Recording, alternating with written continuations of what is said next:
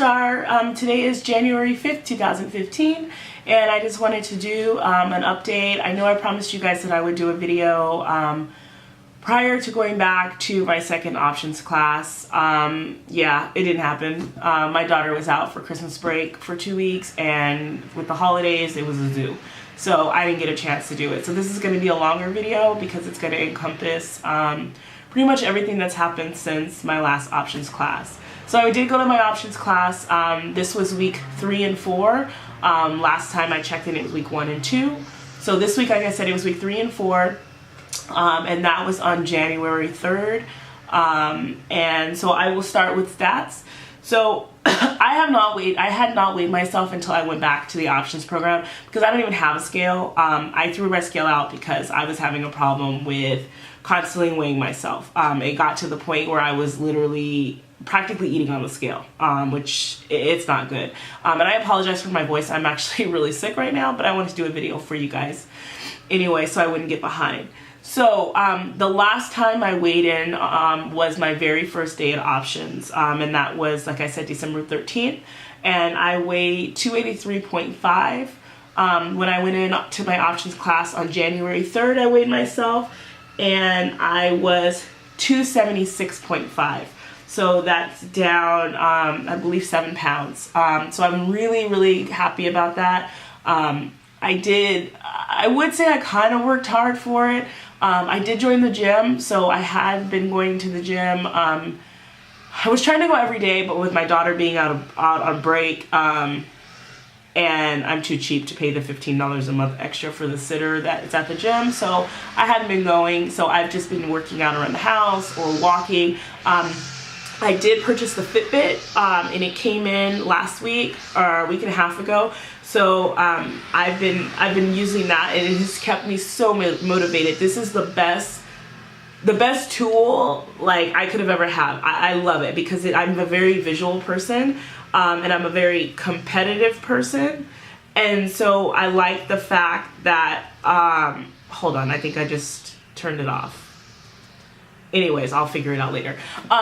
And so I have one, my boyfriend has one, and a couple of my friends on Facebook have it, and I love it because we get to compete against each other. I see how many steps they're doing, and I try and catch up, and it's great. Like literally last week, I was behind in steps, and I had a 15-minute dance party to Beyonce in my living room because I wanted to catch up to everybody else because I didn't want to look like a loser. So it was great. So I'm averaging about 10 to 12,000 steps a day. The other day I went to Disneyland. I went to Disneyland on New Year's Eve, and I went to Disneyland day before yesterday. And each day I racked up 20,000 steps, which was amazing. And then if you sync it with MyFitnessPal, which I do, I have it set so that it automatically adjusts my calories. So basically, if I sit on the couch all day and Fitbit registers that I haven't done anything, then it'll affect my calories on MyFitnessPal, and it'll give me less calories. For example, the day that I was in Disneyland and I had like 20,000 steps, I think I had earned like 800 additional calories. So it was great. So it motivates me to kind of do better, and so I like that. What else? So options, my options class. So my options class last week, it was 3 hours, and we went over, this last week's class was about fitness. So we watched a chair, we didn't watch it, we actually did it, a chair fitness video for 15 minutes. The video was actually half an hour, but we did 15 minutes of it. And I thought that it was going to be super easy. I was like, oh yeah, chair fitness video, yeah, okay, it's going to be really easy. No, it was hard. It was not easy. So that was really cool. So I'm actually thinking about buying the video for times that I can't get out and work out. The chair fitness video worked out really great. The other part of our class was talking about like why we eat. Some people are stress eaters. Some people eat because they're bored. Some people just don't eat. So it was kind of giving us, we were able to look at paper on, you know, some of the things we struggle with and why we eat.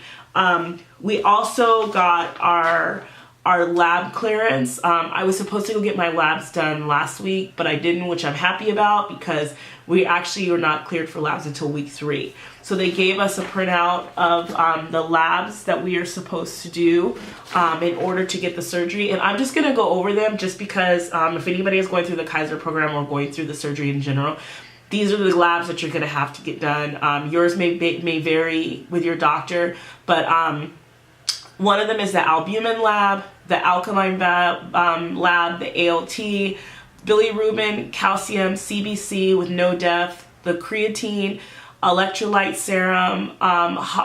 You also have to do it, the H. pylori test, glucose fasting test, hemoglobin test, A1C, iron test, lipid panel, urine test, total protein test, a TSH test, a uric acid test, a vitamin D test, and for the people who smoked, or if it's ever been in your record that you smoked, you also have to do a nicotine screen. Yeah, that's a long list of tests that we have to do. It's also a 12-hour fasting test. So I have not gone and done this yet just because we just got it on Saturday. So I have not fasted yet, so I'm probably going to do it tomorrow. So that's just a rundown of some of the tests that be prepared that you're going to have to do. So we do these week 3, and then we do them again week 10. And your numbers need to have either been stable or changed depending on, what your issues are. So it gives you time to work on that. What else? Oh, so one of the things I wanted to talk about is basically what I've been eating. We don't have like a pre-op diet that a lot of people who are doing the surgery have, where you're on this long liquid diet and all that other stuff. We don't. Basically how the Kaiser program works is you have to lose 10% of your body weight. It's suggested that you lose 10% of your body weight in order to have the surgery. I don't think it's a steadfast rule where they're going to deny you surgery if you don't, but they encourage you to do so. However you do that is up to you. If you want to do, lower your calories, you can. If you want to work out more, you can. If you want to do, an Atkins diet, you can. What I've chose to do is basically count calories, which works best for me. So I put in all of my information on MyFitnessPal, and it gave me an estimated of 1,800 calories per day, give or take, depending on if I'm more active. So what I've done is basically tailored my diet to 1,800 calories a day, which, believe it or not, has been really easy to do. I have had to switch out some of the items that I eat for low calorie options. I've been doing a whole lot more cooking at home as opposed to eating out, just because fast food has so many calories. I'm not gonna lie, there are some days when I had worked out and I had earned it, or I ate low enough calories where I was able to go out someplace fast food. Like one day I was craving In-N-Out. Like I wanted In-N-Out so bad, and I was just like, you know what, Courtney, you're just gonna have to work for it. So I literally had a half an hour Beyonce dance party in my living room where I worked up 10,000 steps, and I had reduced the calorie intake from the morning, afternoon. And for dinner I sat down and I ate a cheeseburger and half of an order of fries and a Diet Coke because I had earned it. And then another day I really wanted boiling crab. For those of you guys that are in California, it's kind of like a seafood place where it's got a bunch of like shrimp and sausage, and it's Google boiling crab. It's well known in California, really, really good. Really high in sodium, really high in fat, but I wanted it. So I had a protein shake for breakfast, a protein shake for lunch, and for dinner I had boiling crab. And I also worked out. So I earned it. I knew what I wanted and I earned it. And I was okay with that.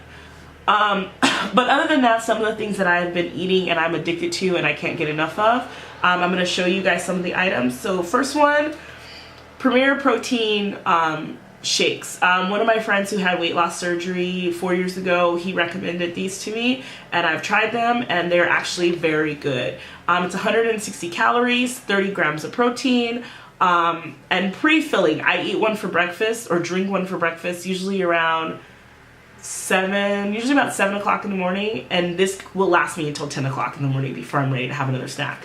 So these are great. I've only tried the chocolate. They have vanilla and strawberry, but I've never tried them, so I don't know what they're like, but they're really good. Swiss Miss Sensible Sweets Diet Hot Chocolate. It's this one here. These are amazing. I have been on this hot chocolate kick lately for the last couple weeks, so this works. It does not have that weird diet sweet, you know, aspartame, whatever sweetness to it. It tastes like a regular hot chocolate to me. What I love about it is it's only 25 calories.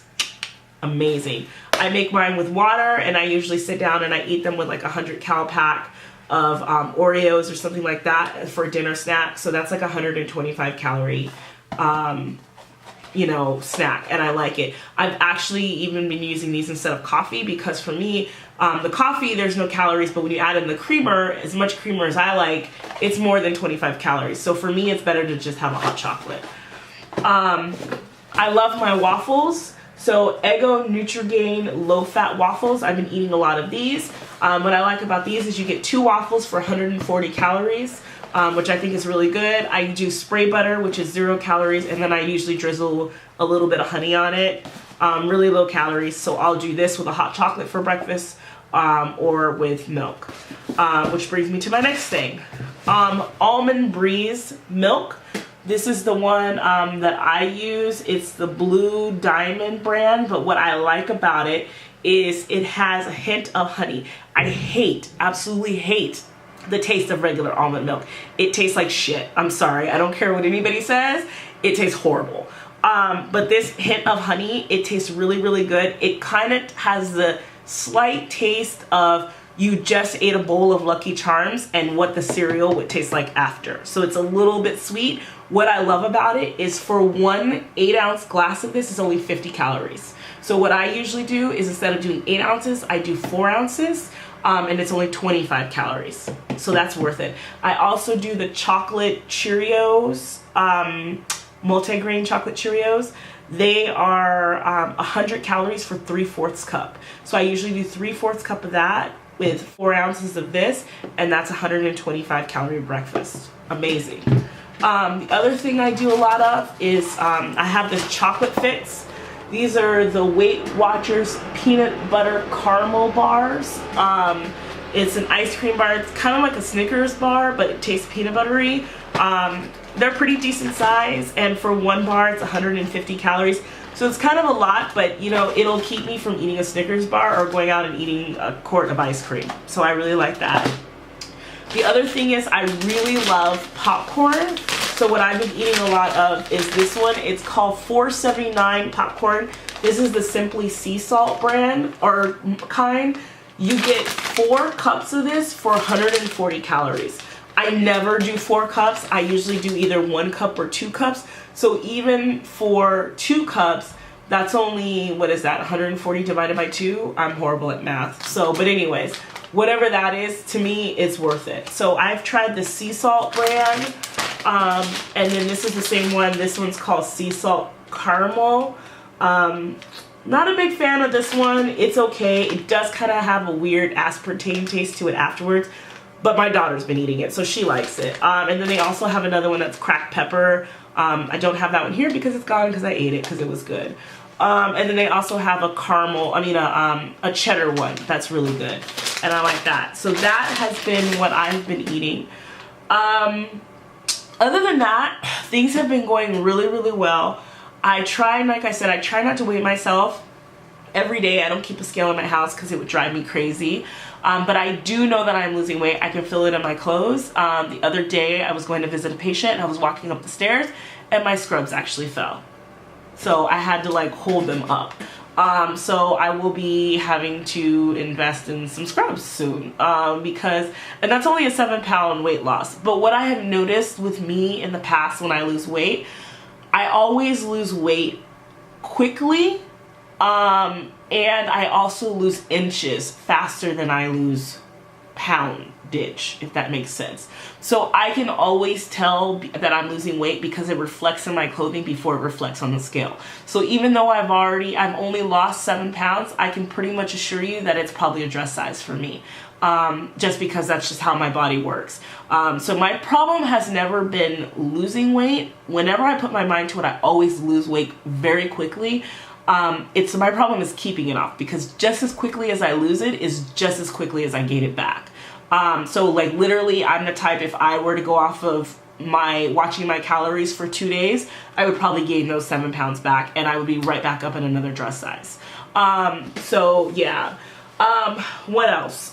So we went over the gym, went over the Fitbit. Oh, some other things I wanted to talk about. So like I said, when I first started this, this channel, I said that I don't want this whole channel to be about weight loss. Granted, it is a big part of my life, but I don't want it to be the only part of my life. So as I mentioned to you guys before, I am a big traveler. I love to travel. Any opportunity that I can get, I try and find myself on an airplane somewhere. So I have a couple trips coming up that I'm excited to share with you guys. My first one is actually next weekend. So I leave on the 16th. I'm going to Seattle for 4 days. I've never been to Seattle, so I'm really excited about Seattle. So that's my trip for January.